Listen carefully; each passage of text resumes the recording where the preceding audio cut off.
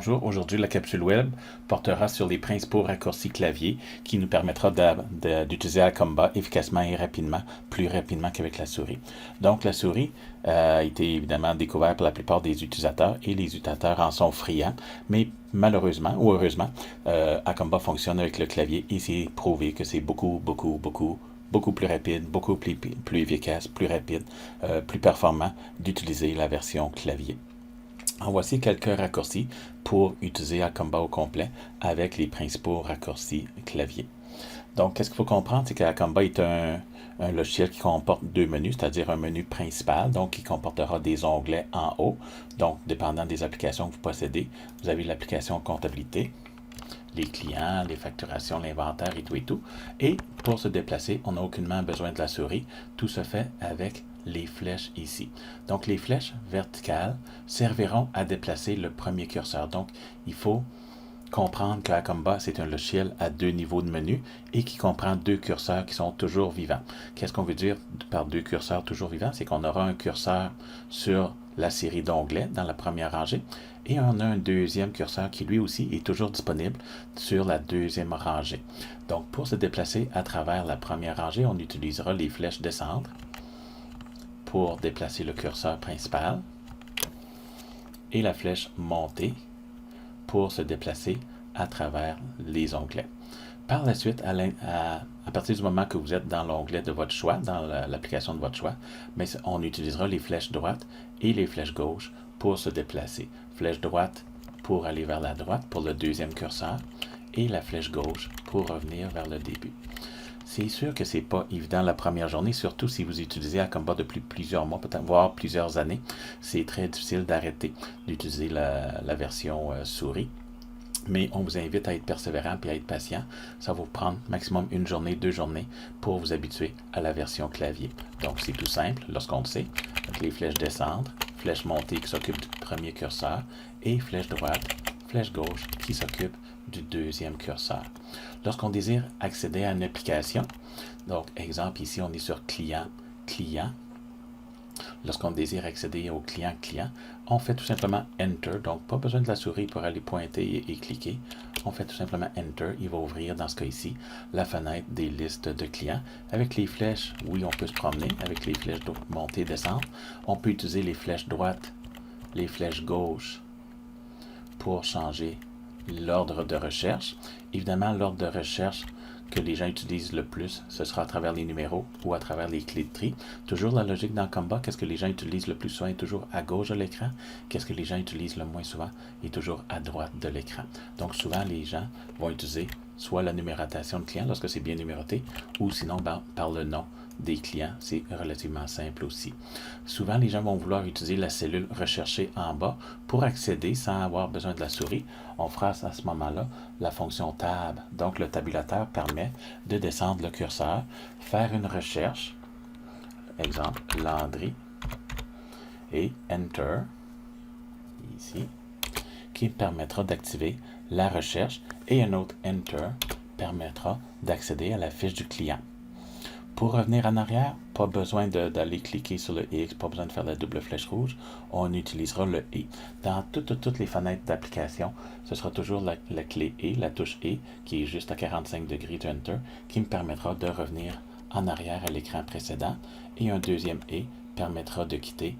Et dans ce cas ici, lorsqu'on est dans la fenêtre recherche, évidemment le E ne fonctionnera pas parce qu'il est en mode recherche. Si je fais E, il va penser que je suis en train de rechercher quelque chose. Je peux faire Tab pour remonter et faire un autre E pour quitter. Donc sans aucun besoin de la souris, jamais. Les flèches droites, les flèches gauche, Enter pour rentrer, le E pour quitter. Il y a aussi, lorsqu'on fait Enter, on peut quitter rapidement. Si on ne veut pas s'arrêter à la liste, on peut faire aussi le fameux Escape, donc en haut à gauche. Donc on peut faire le Escape qui permettra de quitter rapidement. Voilà, pour quelques touches. On a aussi la fenêtre de point d'interrogation. En tout moment, il y a des interrogations qui sont disponibles dans la plupart des écrans de saisie d'Acomba. Lorsqu'on accède, exemple, à la facturation, donc les flèches descendre, flèche droite et le Enter, donc on arrive dans notre écran de facturation. on remarquera que des cellules, plusieurs cellules sont soulignées. Lorsqu'ils sont soulignés, ça veut dire que vous pouvez interroger qu'est-ce qui se passe dans cette cellule-là, qu'est-ce qui est en dessous de cette cellule-là. Souvent, les gens vont utiliser la souris, vont cliquer, vont revenir, etc. C'est une combinaison du Shift et du et qui nous donnera qu'est-ce qu'on appelle le point d'interrogation, le Shift et ici, qui nous permettrait d'obtenir, Shift et, d'obtenir notre fenêtre d'aide et nous permettra d'accéder rapidement à nos clients. Qu'on utilise le numéro de téléphone ou le nom du client, on fait tout simplement Enter et on accède lorsque la fiche du client est bien montée. Le champ vendeur, le terme, l'expéditeur, territoire apparaissent automatiquement. S'il y avait une commande, on pourrait faire point d'interrogation parce que la cellule est soulignée, la cellule commande est soulignée. Si on fait des Enter, on pourrait donner le numéro de job, le numéro de contrat, le numéro d'autorisation. Et ici, on remarquera, lorsqu'on monte ici, on attire votre attention sur la cellule numéro, qui est le numéro de produit ou le numéro de service. Voyez-vous, pour l'instant, il n'est pas souligné. Mais lorsqu'on fait le Enter pour accéder au corps de la facture, la cellule numéro devient soulignée. Donc, ça veut dire qu'on peut utiliser le point d'interrogation si on n'a pas de lecteur à barcode, évidemment. Si on fait le point d'interrogation, bien, on aura accès à tous nos produits, tous nos services. Et en faisant Enter, la quantité, on en facture 12. Et le Enter, Enter, Enter nous permet d'accéder rapidement. Et en faisant Enter, il descend en bas. On a nos différentes modalités de paiement. Enter, Enter, Enter. La facture est enregistrée. Les flèches droite, flèche gauche nous permettent d'autoriser dans le cas d'une limite de crédit. Enter, on a fait une facture très rapidement. Donc, on n'a pas sauté d'étape avec et c'est le problème de la souris. Les gens sautent souvent des étapes et lorsqu'on a mal enregistré une facture, bien, on est obligé de revenir puis d'apporter des modifications en faisant un renversement de facture. Donc, on n'a pas vraiment sauvé de temps finalement. Donc, il y a aussi, si on fait le « et » pour quitter, certaines cellules qui vont comporter des cellules qui leur sont propres, exemple dans la fiche client, dans la fiche fournisseur.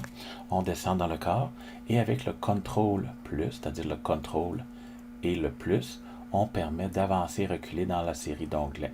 Donc, si on s'en va dans le contrôle plus, voyez-vous, on avance rapidement et le contrôle moins, évidemment, recule pour permettre de reculer rapidement à travers les différents onglets.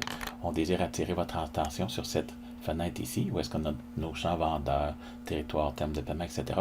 On remarquera que toutes les cellules sont soulignées. Ça veut dire qu'on a accès à notre fameux point d'interrogation, le Shift et le et.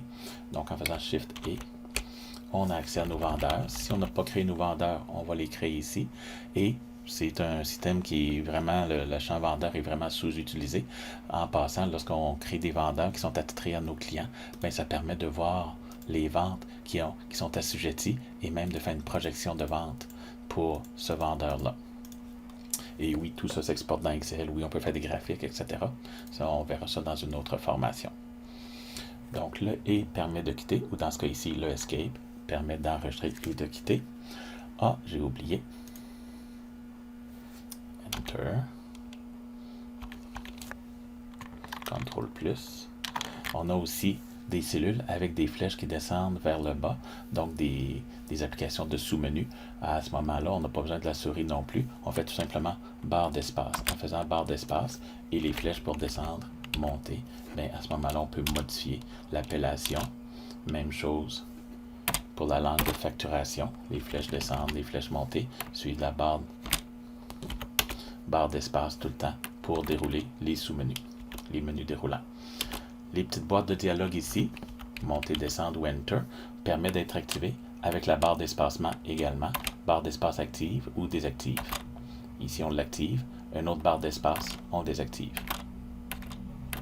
Et on peut même, à la rigueur, faire Escape pour quitter l'ensemble de notre fenêtre et Acomba va enregistrer vos changements. Vous n'avez pas besoin d'aller cliquer sur Enregistrer, pas besoin de faire le X et il ne posera pas de questions. Donc, si on fait tout simplement Escape, on quitte la fenêtre et oui, enregistrer sans poser de questions. Donc, on apporte des changements et rapidement Escape, on a quitté et c'est enregistré.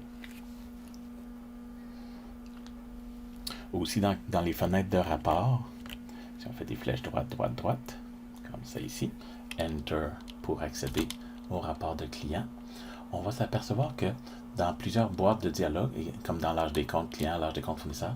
Donc, ça contient plusieurs boîtes de dialogue qu'on doit configurer pour personnaliser nos rapports. Une fois que c'est fait, très souvent l'utilisateur ne touchera pas à ces différents paramètres parce que c'est un petit peu ses préférences et on veut descendre rapidement sur le bouton produire. Donc, on n'a pas besoin de faire des enter, enter, enter. On pourrait le faire, mais ça fait quand même beaucoup d'enter pour se rendre à produire. On peut faire aussi le CTRL P. CTRL P pour produire. Il va produire notre rapport. Voilà, c'est en gros les principaux raccourcis pour utiliser votre logiciel Acomba. Merci et bonne journée.